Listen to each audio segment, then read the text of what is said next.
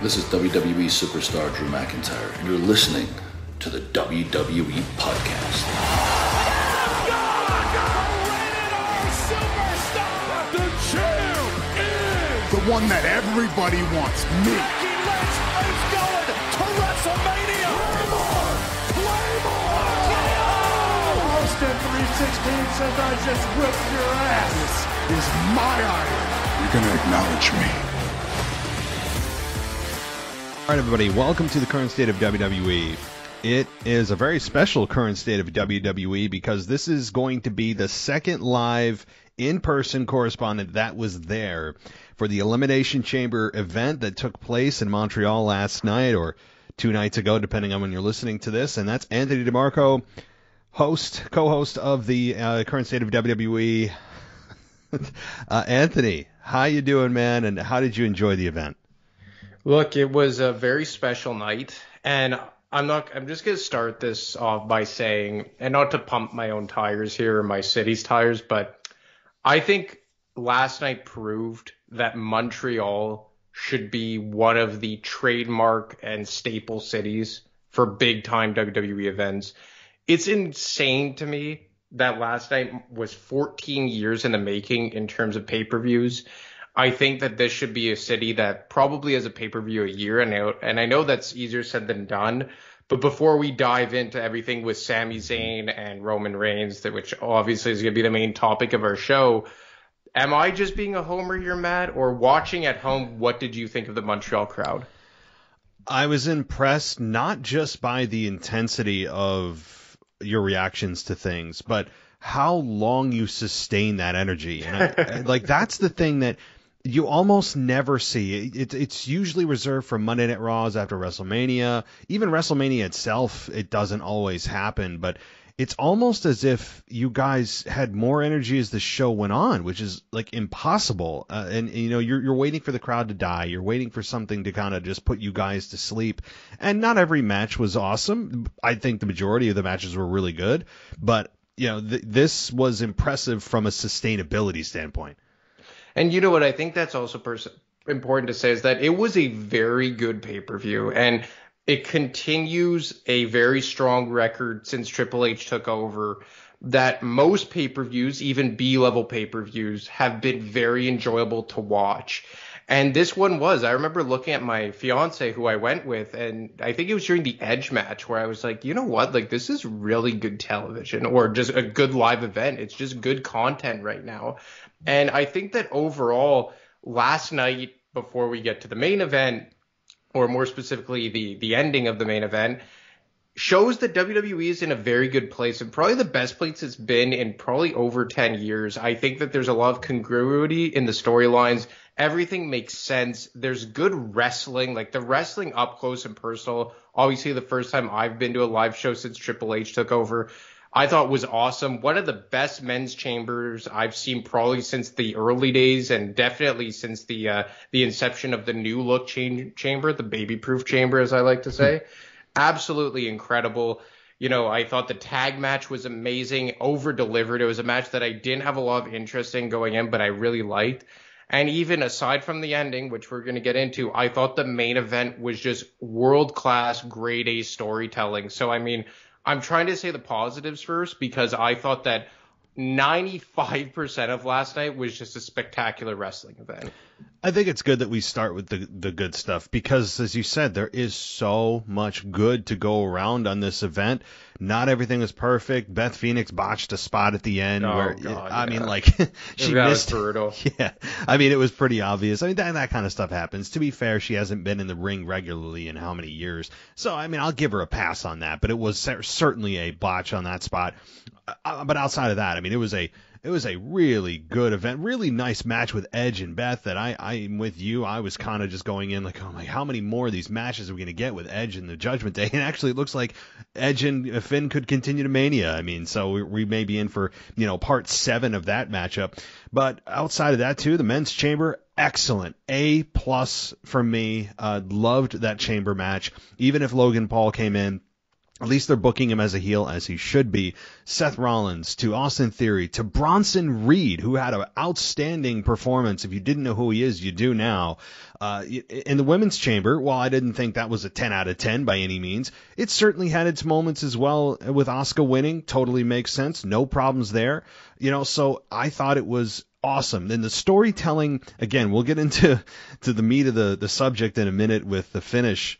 But as far as the Roman-Sami match goes, the best thing I liked about it, it proved that it's still, in 2023, you don't have to go 100 miles an hour in a matchup to have a 5 out of 5 star match. You don't have to go and worry about the next spot, reversal, crazy move. Like, you can tell a story at a pace that makes sense, and it's palatable, and everything means something. And now it wasn't in slow motion, but to me, the pacing of the match was so important, and they took their time. Everything was meaningful, and I loved that. Yeah, it was great. It was digestible.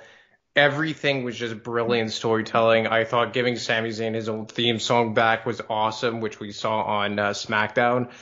And, the crowd reaction for him was insane. And another thing is, what did you think? And obviously this is a PG show, but how did it come through on Peacock, the chants that we were chanting at Roman Reigns for minutes on end? I mean, numerous times. Yeah, I spoke with us about the other correspondent earlier today, and it was very obvious that if they tried to mute it down, it didn't work very well. It was at least 4, 5, 6 times that I heard it very clearly. It was obvious what you guys were saying. And I had asked Thomas the conversation earlier. I said, hey, were there a lot of families there? Like, if you brought kids and this is being chanted, and he said that generally he saw men that were 18 to 40, kind of the typical demo for about 75-80% of the crowd. So I don't know around you if that holds true either, but oh no, we heard it very loud and clear.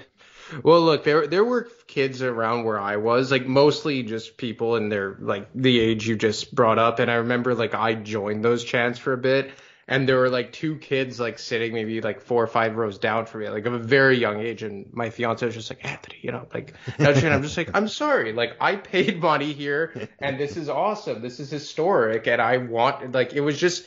And you know what? I also have to give it, and as I again try and stay a bit positive here for now, obviously, I thought that Roman showed off yesterday how good of a heel he is and how good of a storyteller, easy enough for me to say, he is in his own right, because I think that, in all of this, it is important to remember here that Roman is a very special talent. He's an excellent worker. And in terms of like his facial expressions and the way he can work the crowd as a heel, I think it's important to give him his dues. No doubt about it. Roman Reigns, obviously, he has nothing to do presumably with the finish. This is all on creative, and again, we're squeezing, guys, all the positive out of this event before we get to the ending. So that's kind of the build here. But yeah, Roman Reigns, from a storytelling perspective, has mastered it at this point. He has come into his own. He has found himself completely now. There's no question. And the Sami Zayn story element of his journey has completely solidified now him back as a heel. Any kind of face turn that you thought we saw over the fall with Sami is now completely wiped away and gone. He is 100% a heel. He got that reaction. He got a very, I can only relate it to One Night Stand with John Cena and RVD, or the Money in the Bank in 2011 in Chicago with CM Punk and John Cena. Those are really the only 2 comparables that I can think of as far as the reaction to Roman. Can you confirm for me, as an in-person viewer, was there absolutely anyone cheering Roman, or was it at like 100% cheering Sami Zayn, booing Roman Reigns? I think it was 100%, because look, there were a ton of like Uso bloodline shirts. Like, I remember my girlfriend and I went to a superstore that they set up near the Bell Center beforehand, and they were sold out in the shirt that she wanted to buy, which was a Roman Reigns shirt. And even when you went to the arena, like, it was just all sold out of bloodline apparel, everything. And I do have to say, I was a bit disappointed with like their selection. It was a lot of like Montreal, Quebec themed gear. Like, you saw the Sami shirt, the honorary Hab, or then you had a lot of Montreal Canadiens apparel, obviously with how popular hockey is here. But all in all, Sami was everyone was behind Sami. Even if you like Roman Reigns like we do, like in this particular instance, it was all Sami 100%. And I guess as we kind of shifted here to the ending, and, you know, I gotta say, like, there were moments leading up to this where I said it last week when we spoke about how I was starting to think that how popular Sami had gotten, and still is, that they were going to have to alter something for WrestleMania. And when I felt how electric that building was, and I knew somebody that had gone to SmackDown as well, and he told me it's just like SmackDown was a waste of time except for that ovation.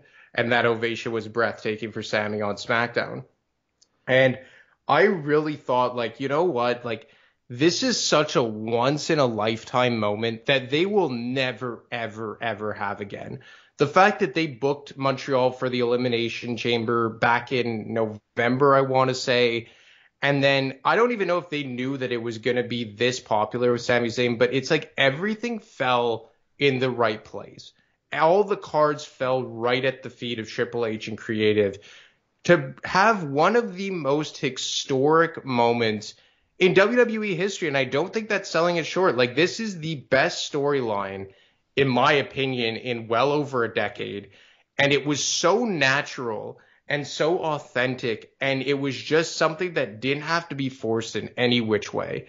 And then you couple that with the fact that it perfectly fell on the calendar to happen in a white hot babyface's hometown, and also with a historic title reign that, like, a victory for that belt would have felt all the more special.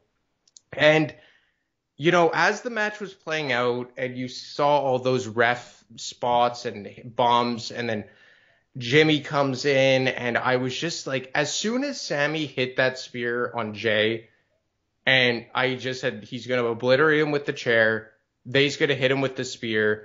And then to make it all the more worse, and I don't know if you caught this on TV, a ref who was comatose for like half an hour, all of a sudden just pops up and rolls in the ring. From my vantage point, it was literally like he looked out cold to sleep and then just jumped up. And it was like you took all the wind out of the sails of a building that was quite literally going to come unglued. And then to make it kind of worse, and I know why they did this, to send the crowd home happy, you have Kevin Owens come out after the fact, then clear house, you hit the haluva kick by Sami Zayn, you have a very like emotional, intense stare down between Sami and KO, and you're pulling on the heartstrings, and like it was like kind of a consolation prize, but I don't know how it came across through the television, but like I could just speak to it personally. Like, it kind of felt like a slap in the face. Like, look, I know what you guys just did, and this for me doesn't make it any better. And now you're just going to have a main event of WrestleMania where Cody Rhodes is just shoehorned in. And I've been seeing more and more like resentment for Cody Rhodes. And then in terms of like, you assume it's going to be the predictable tag team match of KO and Sami against the Usos, but we still don't have clarity on Jey Uso. Like, I thought at least they would have gone down the road what you said, where blood is thicker than water and Jey chooses his side. But there's still a lot of unclarity on that front. And for me, I just say, like, it was an overbooked main event for the wrong finish, and to try and give the fans a bit of, I guess, of a consolation prize for the wrong finish. I was so curious when KO came out. First of all, when he was getting beat down by Roman, I heard you guys chanting for Owens, and I'm like, yeah, perfect spot. Let's go, Kevin. Even the odds here. And after he loses, I'm like, then he, like exactly what you said. Like, what exactly was Kevin Owens doing back there? Sitting and catering? Like, I heard someone say he was driving in from his house and got stuck in traffic, which was kind of funny. I mean, yeah, right. But that's what it felt like. I mean, he got stuck at one too many red lights. That's how long it took. I mean, really, because it was just, as you said, it was a slap in the face. It was just kind of like smoke and mirrors. And you guys, cheered for it, but it wasn't overwhelming, obviously, because you had realized that Sami did lose, and that's the most important part of this whole thing, and that they were trying to just make you feel better going home that, well, he lost, but he ultimately left Roman laying. It's like, so what?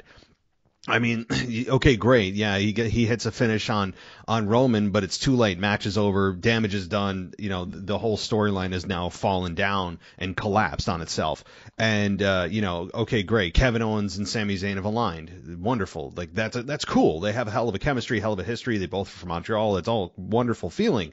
But if the ultimate goal and the only focus and tunnel vision is Sami winning the championship, there's nothing they can do now. And they missed, as you said, they at this point can't go back. You can't recreate this. They have missed their moment. And I really don't care at this point what happens at WrestleMania with Cody and Roman. I would imagine it's one-on-one. Everything I'm seeing from reports is still that they are adamant one-on-one. Sami will not be part of the main event from everything I'm seeing.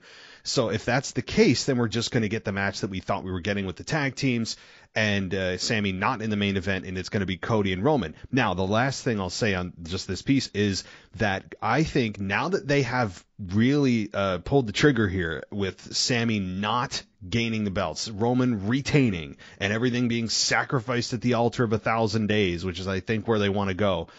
I really want to see how this now plays out, because now, while people have said, oh, well, Cody and Sami, everything seems great. They put them together in the ring. Everything seemed great. They didn't boo Cody. It's like, yeah, they didn't boo Cody because they were on the same side, on the same page. Now that they could be adversaries, and now that Sami's out of the picture, how do they treat Cody? Instead of looking back and going, man, they really screwed Sami. This is BS. The real test is going to be now, how do they treat Cody when they know Sami's completely out of the picture?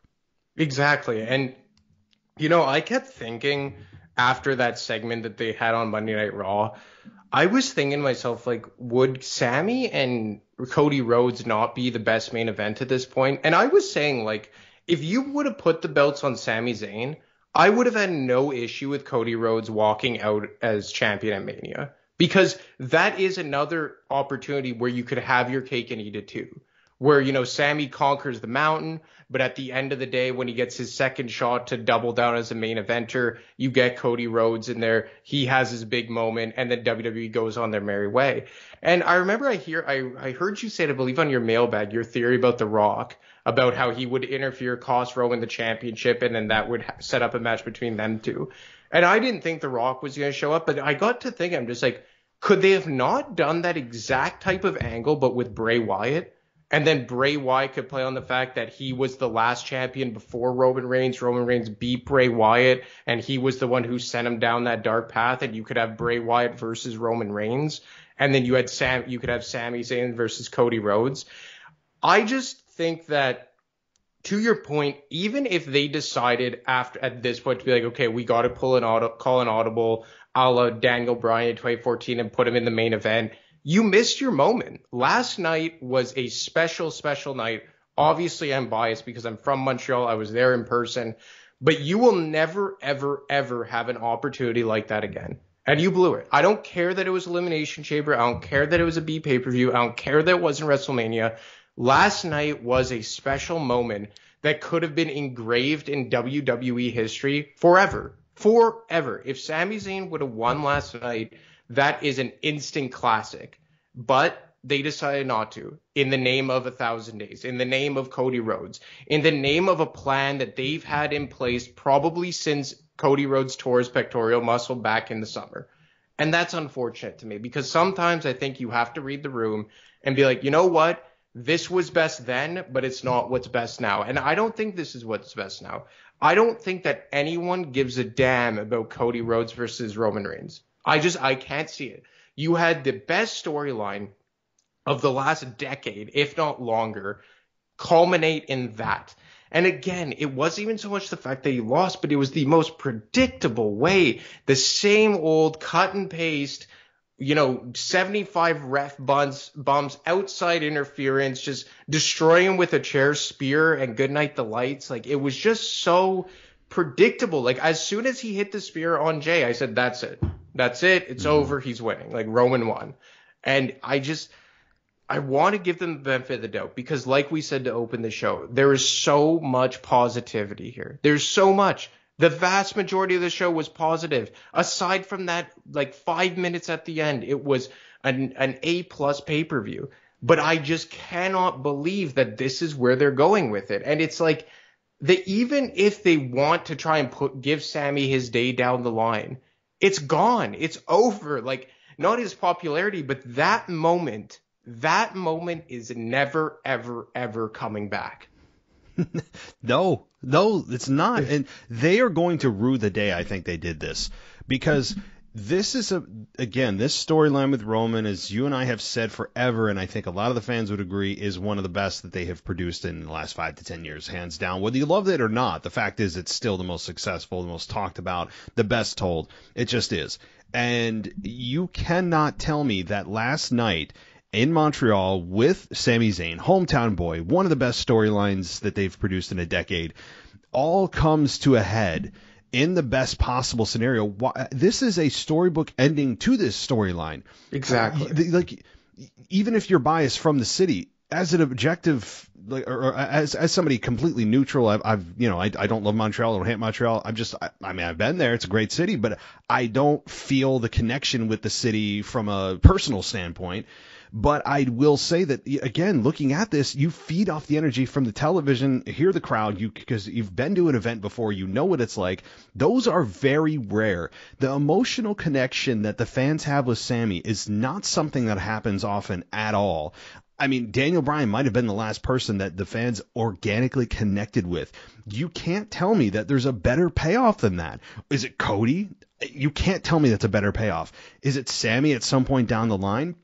Even if it is, this was a better time to do it. So even if it's like, well, we're going to give it to Sami, quiet down, guys, calm down, where he's eventually going to be the one to take it from him. It's like, well, thanks, but it's kind of like you missed the moment. You missed your best chance to do this. And what are you gaining from all of this sacrifice? What is this imaginary, just off the charts payoff that they have in store? What the hell is it that is just so mind boggling that they're sacrificing Sami Zayn and a perfect storybook ending in a perfect spot with the crowd losing their minds? What is it? What are they sacrificing? They've sacrificed a world championship on Raw, had the entire product suffer because of it for a year and continuing. What the F could they be possibly planning that could top this, where we all go, oh, wow, okay, this is, now I totally get it. Is there anything? Well, this is the thing. We've been talking about that, like, is there anything, for a couple months now. And I believe you said it, I believe, after the Drew thing in Wales.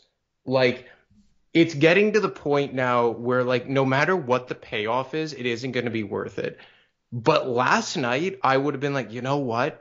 All those 2.5 years, the year of no world champion on Monday Night Raw, it was worth it. That was the payoff. And like you said, I think that it would have made Roman's run feel that much more important, 5 years down the line. Like, it was the best WWE championship reign, and it was ended by one of the most historic moments in a hometown with a crowd that was going absolutely ballistic. And now it's just like, once again, more sacrificing to just keep doubling down and tripling down and quadrupling down on this Roman title reign, no pun intended. And, I bring up the Drew McIntyre thing in Wales, where that was a comparable thing with Sami Zayn, hometown, not exactly his home country, but as close as they were going to get. And the difference is that would have been trying to make up for yesteryear, to give Drew McIntyre his day because it was robbed from him in 2020. And obviously, Drew McIntyre isn't nearly as white hot as he was in 2020, right as the pandemic hit. So in that situation, I still think it was the wrong decision, especially that they had the idea to split the titles then. But at least it could be like, okay, whatever, Drew isn't as popular. I get it. Like, I could reason with it, even though I disagree with it. This one, to me, is just, you had a historic moment in the palm of your hand. And I know they're going to say that even in a loss, Sami was great, and it was a historical night, even though he didn't get the belt. Nonsense. It's nonsense. I'm sorry. Was it a historical night in terms of crowd reaction? Yeah, it was. But was it a historical night in terms of the ending? No. No one will ever really remember this night, even with the crowd reaction. Maybe you'll be like, oh, yeah, remember that chamber back in 2023? Yeah, that was a crazy thing. But aside from that, nobody's going to remember this. You could have had a moment, and I've seen this comparison a lot, so this isn't an original thought, of Guerrero in 04 at No Way Out. Nobody ever talks about No Way Out. Actually, 2003 in Montreal with the Austin return gets talked about, coincidentally enough. But, nobody really talks about No Way Out. Nobody really talks about B-level pay-per-views. But you could have had this pay-per-view, which Triple H said in his press conference was like the most viewed chamber of all time, was the highest gate revenue in Montreal WWE history at any event they've ever put on here.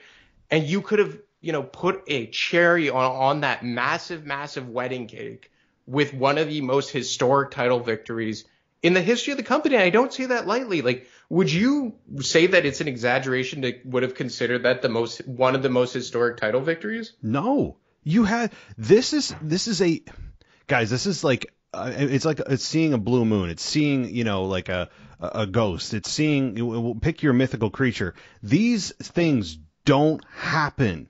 These things don't happen even if you try to manufacture them, where the crowd just absolutely organically starts to just love Sami. The guys on camera that aren't supposed to have chemistry have instant chemistry like Sami and Roman did. A storyline with Roman turning heel, getting the Usos, everyone acting their part perfectly. Paul Heyman playing his part. Roman is the terroristic champion, right? The bully. He's been going on for years. Sami infiltrates the bloodline, tries to become a member. All this, like, none of this. You can't just plan this stuff. And the reaction, and then you're in the city with the guy that just turned his back on Roman after he had enough. People were waiting for this to happen. Every possible scenario, every possible thing has come together to make this happen. It would have been the perfect ending to the story. I don't care about the 1,000 days. I really don't care about the documentaries. I don't care about any of that. At this point, we understand what Roman is. He's a top 5 or whatever, top 6 in terms of length of days of being champion. Wonderful.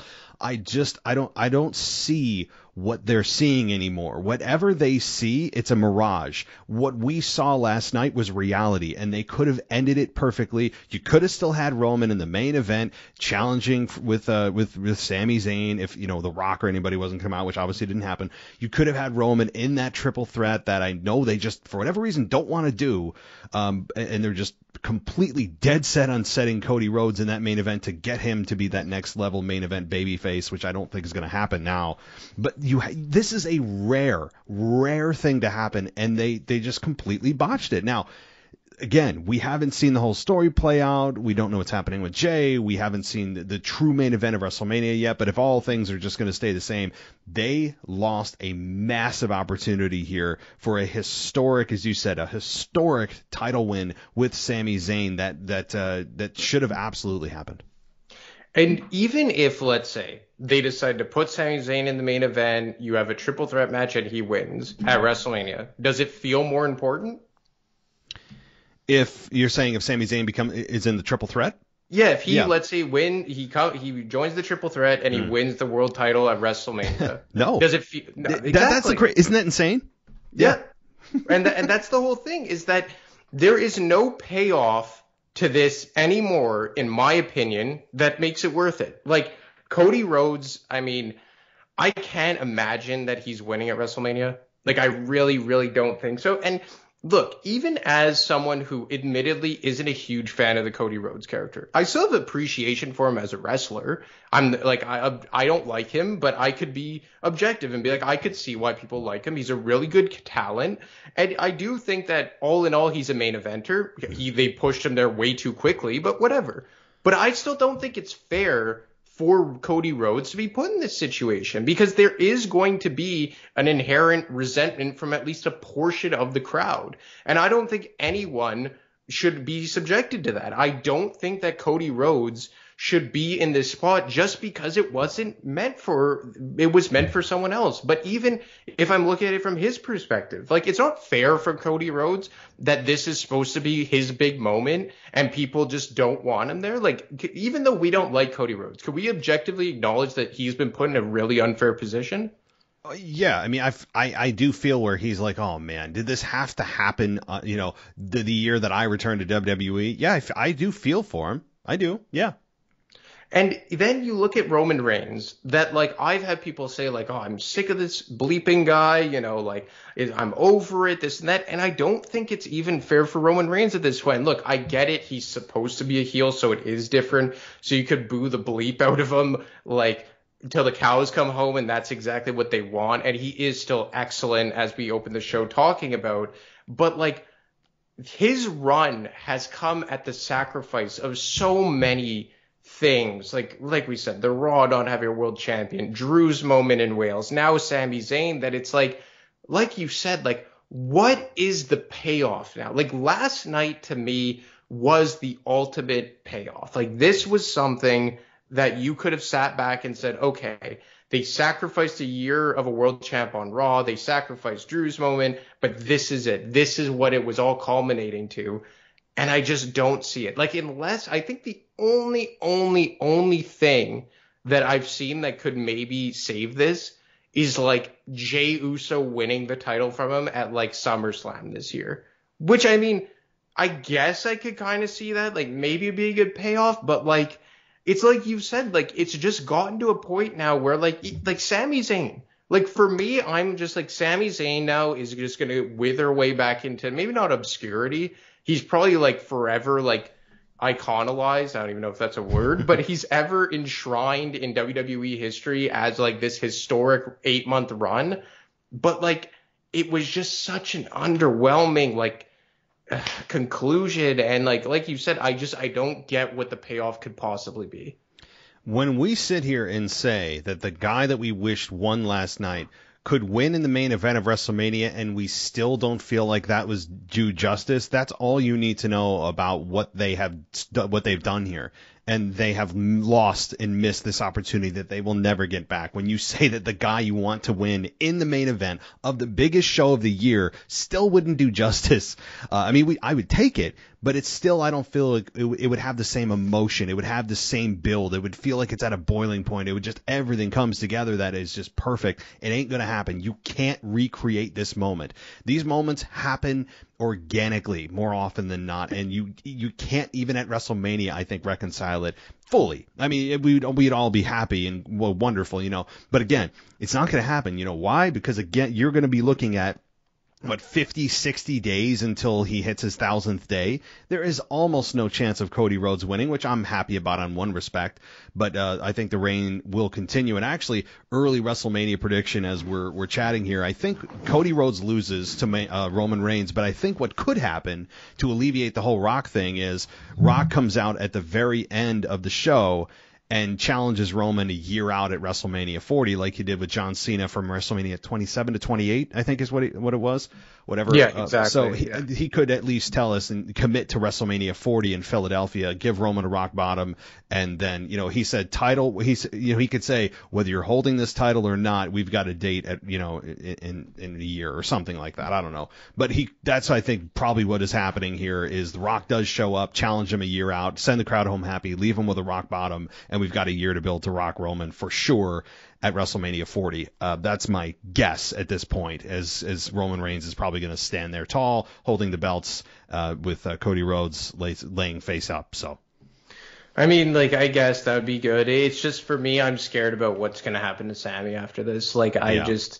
I'm very nervous, and like I said, he's forever enshrined with one of the best runs and one of the most organic runs we've ever seen in WWE. This 8-month run was absolutely historic in my opinion, but it's just that was the culmination, and I'm just worried about it. And it kind of just has another feel here of I think I was talking about this back in the summer, but of just with Roman, it just feels okay, on to the next guy. Okay, on to the next guy. and everyone is just so beneath him. And I get it that that's what they're going for.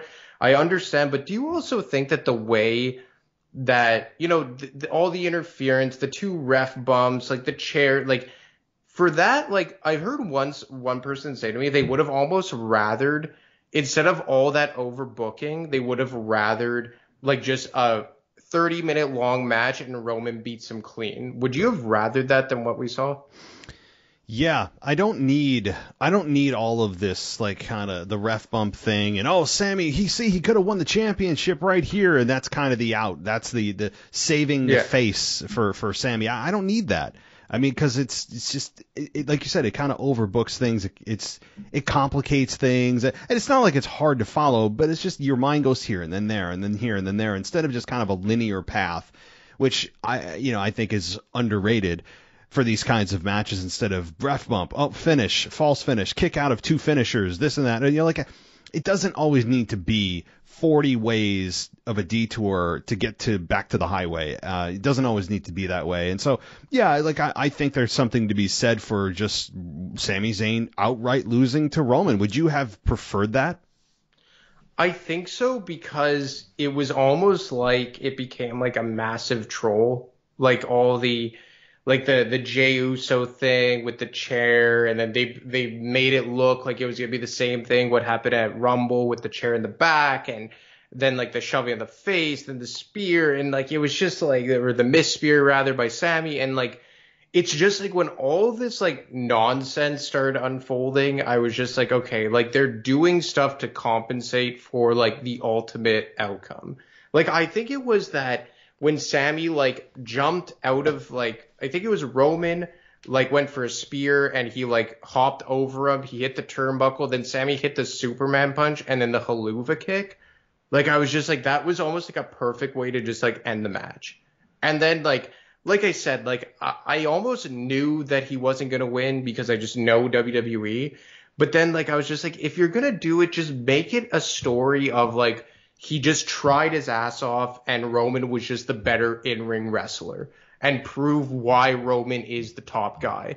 Like, if you were going to not go with a moment like that, do it in a way that just solidifies that Romer's the outright better performer, the better wrestler, the better competitor, the better character, any way you want to phrase it, and Sammy just couldn't beat him in that moment. You don't have to make it this big, not misconstrued, but this overbooked, like 55 detours to get there, but you should have won with a 5 count, but the ref was down. Like, it was just kind of like a slap in the face. And I know why Triple H did it. I know why he booked the aftermatch shenanigans to try and send us home happy and give us like a little consolation prize, but it didn't work for me. The only thing that I was going to say that did work after the match was the Paul Heyman stuff with Kevin Owens. That was comedic gold.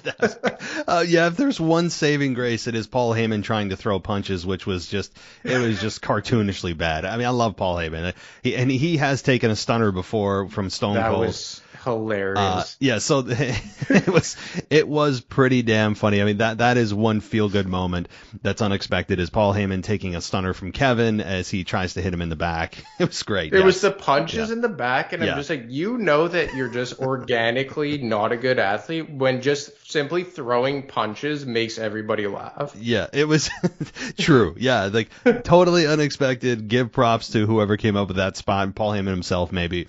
Yes, that was a kind of a relief from the complete downward depression that a lot of people, I think, were going through in those moments after he had lost. And it's just back to the kind of overbooking thing. I think, yeah, it also makes the referees and management look completely inept when there's several minutes that go by with no referee. I mean, like, exactly. That's been a WWE problem from the beginning, and I know it's pro wrestling and it's not a true competitive sport in the sense that it's baseball, basketball, hockey, but if you are, you have a main event going on in one of the most important pay-per-views before WrestleMania, and you don't have a referee at the ready to come out and make sure that there's always somebody officiating the match, like how is that even possible? But that's just been WWE's booking forever. And then Kevin Owens coming out at the end again. It's funny. It's fun to see stunners. It's always stunner is always just fun to see, regardless if it's Stone Cold or Kevin, whoever. But it also makes me wonder, like, shouldn't Sami Zayn be kind of pissed at Kevin? Like, thanks for saving me from the beatdown, but could you have been here 30 seconds before this to make sure that I didn't lose the opportunity to beat Roman? Like, what the hell? Why? I don't know. I mean, I'm sure it will never be brought up. I don't know. But there's just it's frustrating as hell because I don't think I've been this emotionally attached to a match. Like, I lost myself in time watching this match. That doesn't happen a lot. Watching matches, you're with everything that's going on. You feel something for this match, even though you know these are performers. And even Sami Zayn, I don't know if you saw the press conference after the event, but he said he felt strange. He said he felt strange like 3 or 4 times to the reporters asking him questions, and he said he felt very kind of, just kind of annoyed or depressed about the fact that he didn't, complete the story, so to speak, and that he says, and you should go back, anybody who hasn't seen the press conference, go back and watch Sami Zayn's comments. He's basically saying, if you read it between the lines, I know that we had a great match, but it does really suck that I didn't end up winning, because he looked in the crowd and looked at the people's faces, and it wasn't just in a pro wrestling context that, oh, the storyline, people feel sad for the character. He said they genuinely, like, felt kind of sad, down, angry all at once. Well, the thing about people from Montreal and Quebec and, Quebecois is that, we're, like, I'm not Francophone, but, like, we're very proud people, because Quebec is like a distinct society. Like, even in the Canadian government, they recognize Quebec as like a distinct nation, because we are, right? We're the only French-speaking province in the country, or in North America, to be honest. We're the only place in North America where you go and the predominant language isn't English. And I think that's pretty damn cool. I think it's awesome how, like, you come to Montreal and it feels different, and you come to Montreal and, like, there's such an attachment to the pro hockey team or the pro sports team, whatever it is. And, like, the fact that we are so behind our Chez News, as we say, like the guys from our province, from our home, it's so special. And I think that is something that in pro wrestling, it very rarely seen. Like, Edge is from Toronto, but does Toronto go that ballistic for Edge? Seth Port is from Davenport, Iowa. Does Davenport go that ballistic? Like, I mean, for me, it's just like, speaking as a Quebecer and someone who's lived here my whole life, the thing that I'm most proud about being from here is that, even though I'm not a Francophone, is that, like, we are so proud of people from here. And because we do feel like in some way we are a very unique society that lives within North America. And that's why I thought, like, maybe WWE and Triple H, and they can't know this, right? Like, how special that moment would have felt. Like, like Sami Zayn was brought out during the Canadiens game this week. He was interviewed on the TV broadcast of the Montreal Canadiens game. Like, this is the kind of thing that the premier of our province, which is like the equivalent to like the governor of a state, would have probably addressed publicly, because we are that proud of people from where we live, from where we come from Quebec. And I just think that he knows that, and Triple H doesn't know that. He's not from here. Roman Reigns doesn't know that. He's not from here. And I think when Sami Zayn said those things, is he was saying, like, it's not even for me, guys, but, like, for them, I know how it's like being from here, and you don't know how much they would have loved it if you had given them this. It wasn't even a question of giving it to Sami Zayn. It was a question of giving it to the crowd, and most specifically Montreal and Quebec. Because, like I said, if you would have put the belt on Sami Zayn last night, you could have dropped it at WrestleMania, and I think it not only would have been a passable decision, but me personally, I think it would have been the right decision. Because the story of Sami Zayn does not tell me as a rock solid main eventer all the time. It tells me as a guy who's always been an underdog, but could sometimes win that big one. And I think that you could have brought him to WrestleMania and have Cody win at WrestleMania, and everyone, even non-Cody fans like myself, would have been okay with it. But I saw in his face, what I saw last night being there, is that people wanted that moment for our city. And because, again, we think that, we're a great wrestling city, and we really treat our own we hold our own in high regard when they make it that big. And like we've said all show here, I think that it was just a drastically missed opportunity on many fronts for WWE. Yeah, that's that. I'm glad you kind of gave that history because, as you said, no matter what city you're in, even if it's that wrestler's hometown in the States, you get a big reaction. I mean, like they're the hometown boy, the hometown hero, the hometown girl, whatever.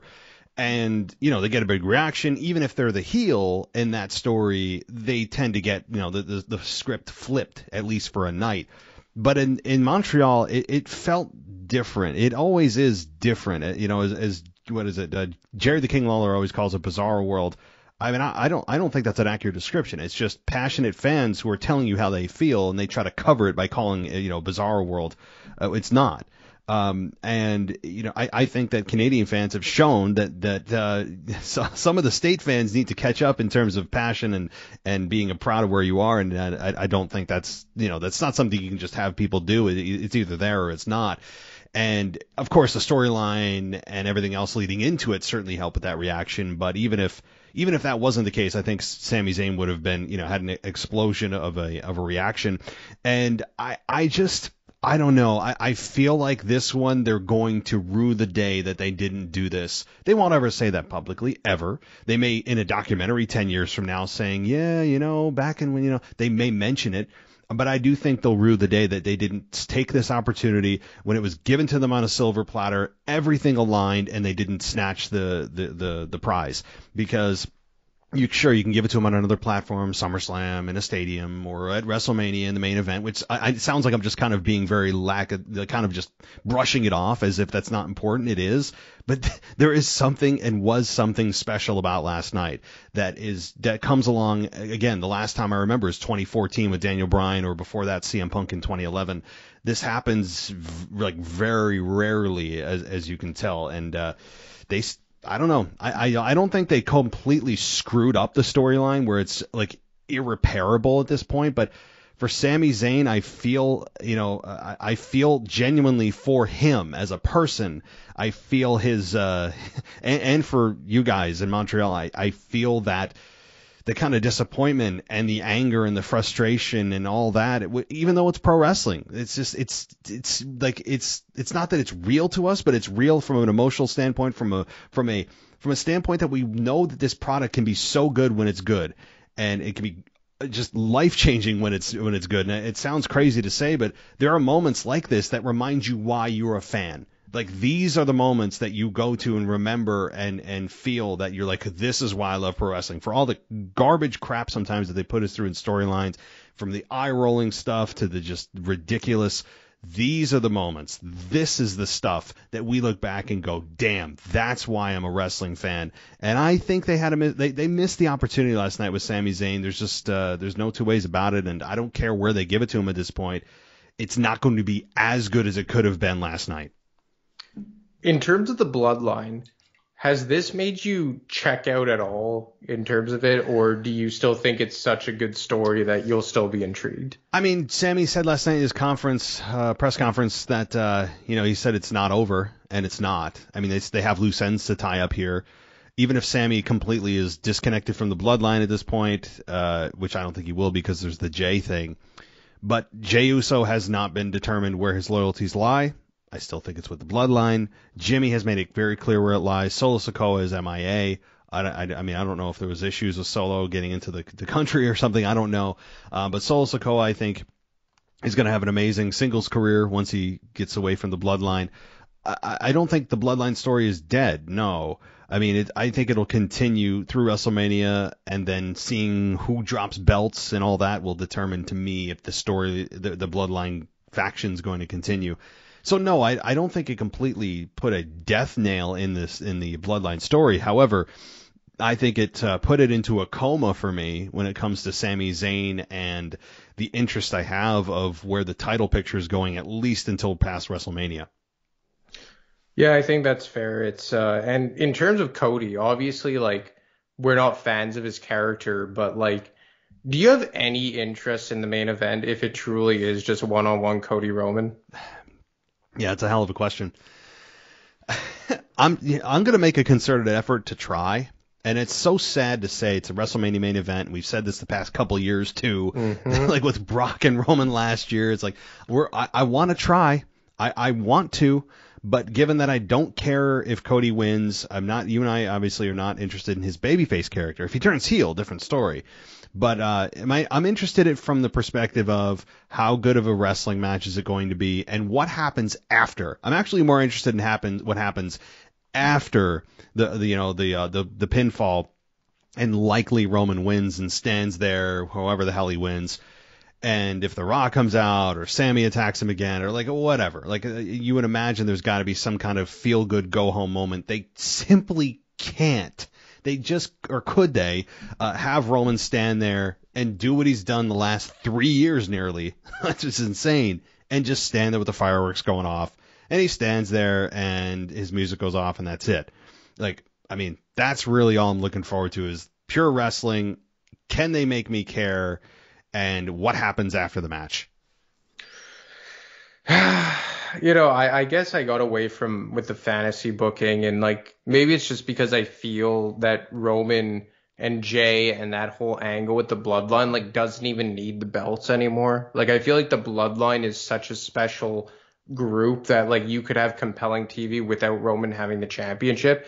And I really feel like maybe the dissolution of Roman Reigns post having those titles is going to be a very interesting story to tell as well. Like seeing how he kind of maybe falls apart into tears or what happens.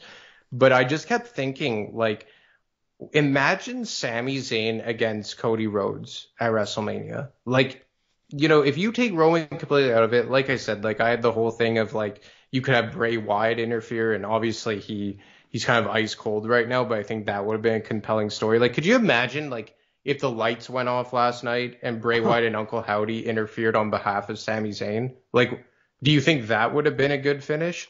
I would like that more than Cody Rhodes. I expected Cody to come out and hit him with a crossroads or something, and I'm glad that didn't happen.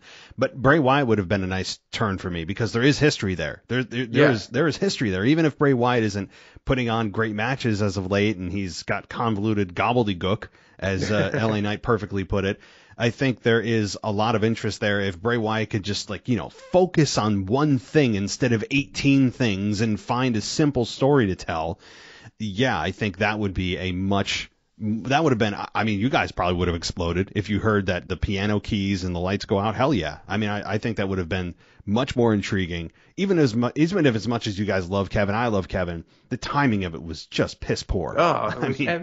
It was a slap in the face. That's literally what it was. And like, you kind of saved it with the Paul Heyman thing. That was hilarious. But like, for me, I was saying like Bray Wyatt comes out, he hits Roman with the Sister Abigail. Uncle Howdy takes out Jimmy or whatever, or I thought Solo was going to be there.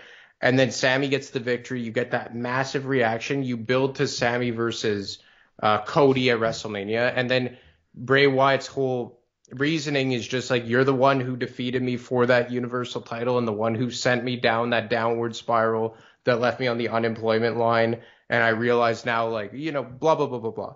And then you could also play on like Bray Wyatt, like playing with the mind of Roman Reigns while there's all that internal struggling of the bloodline with Jay, and just like the massive mind games of Bray Wyatt with the bloodline as they're trying to stay afloat.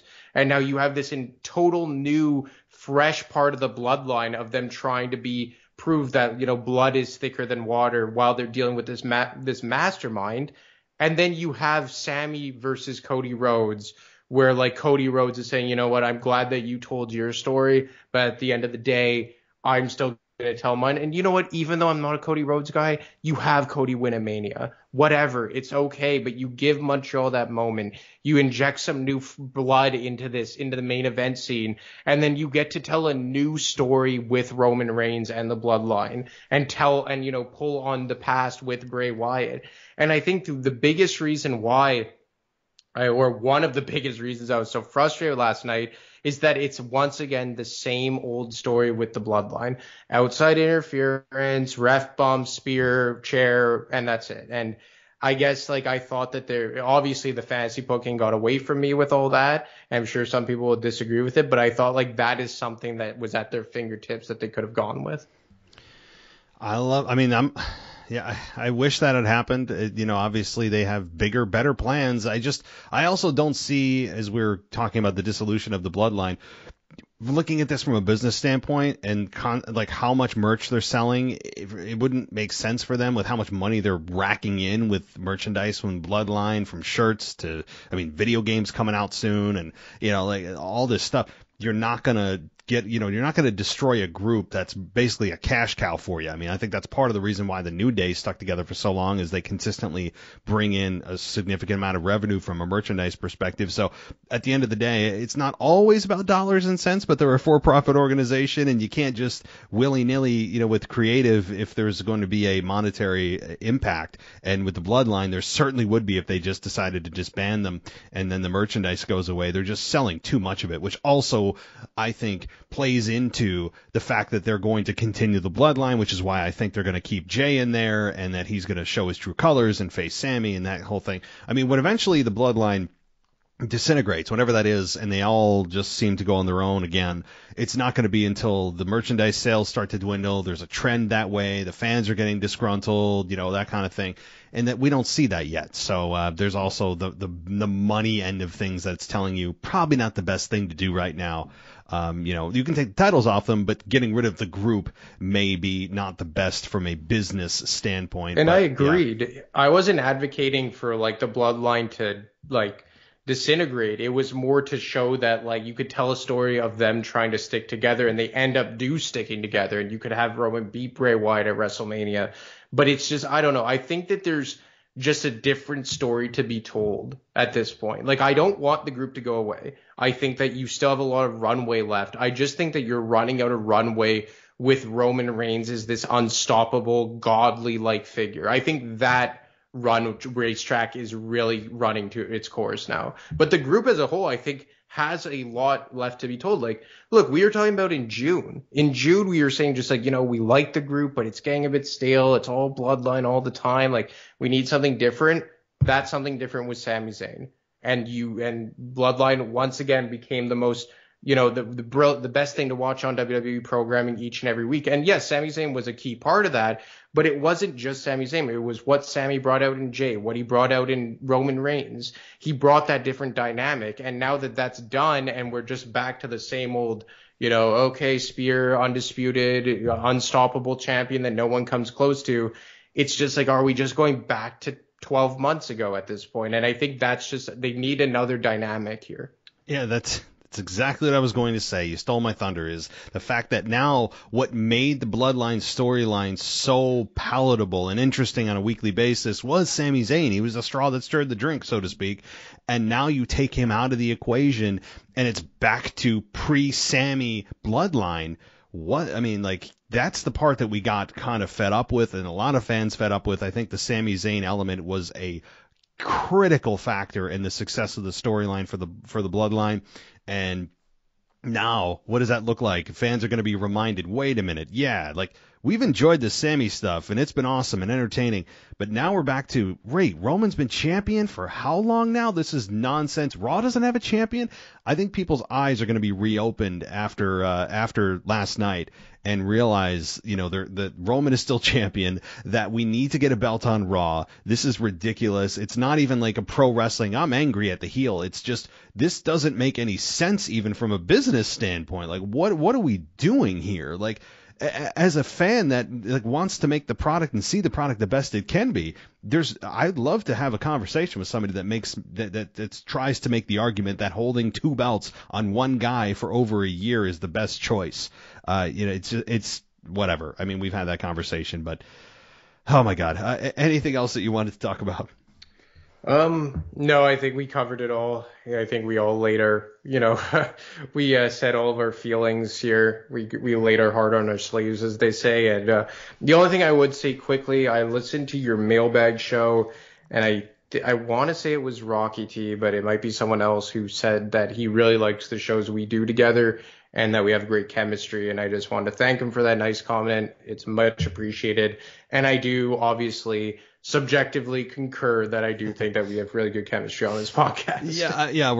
We're not gonna no sell that. Yeah, we agree. I mean, like, yeah, no, I mean, obviously, if we didn't, we wouldn't have this show. We wouldn't have been, doing this for so many years, and no doubt. So yeah, thank you, Rocky, and maybe we can. I mean, you got a crazy schedule, I've got a crazy schedule, but maybe we'll find a time to do that more regularly, or at least a longer show. So we'll talk, but. Any final thoughts? Again, being in there in person or anything? I know we didn't really talk about much about the other matches. We didn't even get to Brock Lesnar's ridiculous DQ and all that nonsense. But any kind of final wrap-up thoughts before we say goodbye? All I would say is I hope that WWE makes pay-per-views in Montreal more of a regular thing. Obviously, we're never going to get that Sami Zayn moment ever again. So that last night was a once-in-a-lifetime special type of night. But I do think that all in all, we proved last night that Montreal should be a staple on WWE's pay-per-view calendar each and every year. I can't argue with that. It felt like WrestleMania without it being WrestleMania. It had that big fight feel. It felt special, and boy, it was, up until you said the last 5% of that event was just mind-boggling for so many reasons. It was just, it really was. Again, it's even more disappointing with Triple H at the helm. I mean, if it was Vince, we could say, Vince and his booking. Exactly. But like, what are we gonna do? I mean, that's the other thing, right? So with Triple H, I heard someone say "good old Vince" today, and I'm just like, literally, that's what the reasoning was. So it makes you, I mean, it does kind of make you concerned that maybe Vince is behind the scenes pulling the strings, and they don't want to make it public, but he's somehow having an influence on creative or something. It does make you a bit concerned. I don't think that's the case, but it did have a Vince feel to it for sure at the end. So, all right, well, this is it's been an emotionally draining 24 hours, even more so for you. And so I'm gonna go and get my beauty sleep as you are, and we will be chatting in a week. Looking forward to it, bud. Have a good night. You too. Thanks for listening to the WWE Podcast. Don't forget to subscribe on your favorite podcast app so you don't miss a show, or head to WWEpodcast.com. And for all of these shows ad-free, head over to patreon.com/WWE Podcast. Until then, we'll see you next time.